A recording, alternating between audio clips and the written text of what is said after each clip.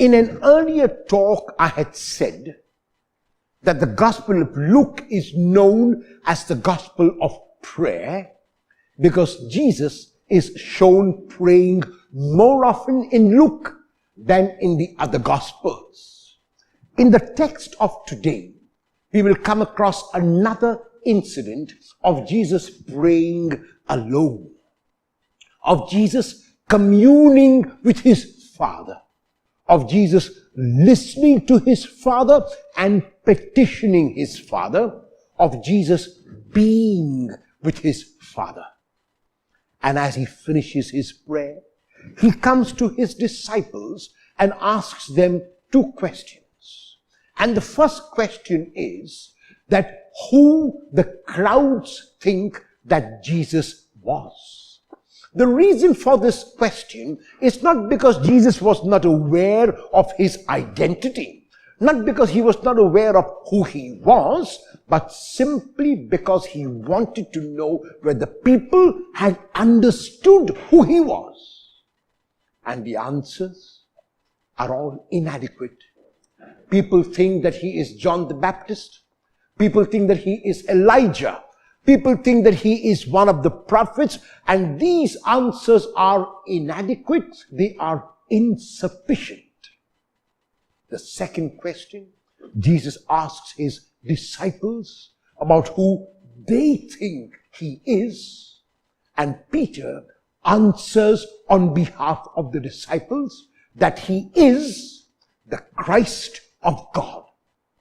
The English word Christ comes from the Greek Christos, which comes from the Hebrew Messiah, which means Messiah, which means Christos, which means Christ, which means anointed one. So whether we say Messiah, the Hebrew word, or Christos, the Greek word, or Christ, the English word, we mean that Jesus is the anointed one of God. And that is exactly what Peter says. And that is who Jesus is. But immediately after Peter answers, Jesus tells them, say nothing to anyone about this. And it's strange. It's funny.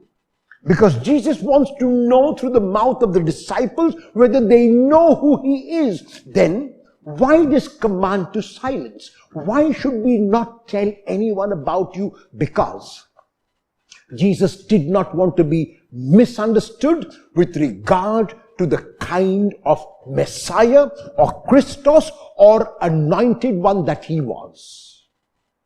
The people at that time had an impression that the anointed one would come galloping on a horse.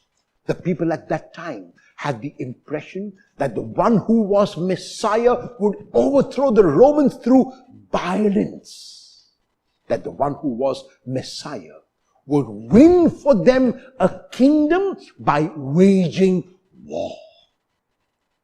Jesus, of course, was a Messiah who came on the colt of an ass.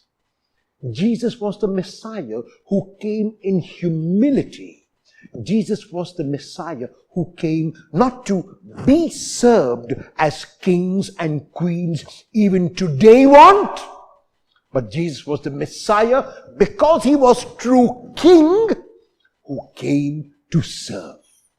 And that is why immediately after hearing Peter's proclamation, and after commanding the disciples to silence, he tells them about the kind of Messiah he will be.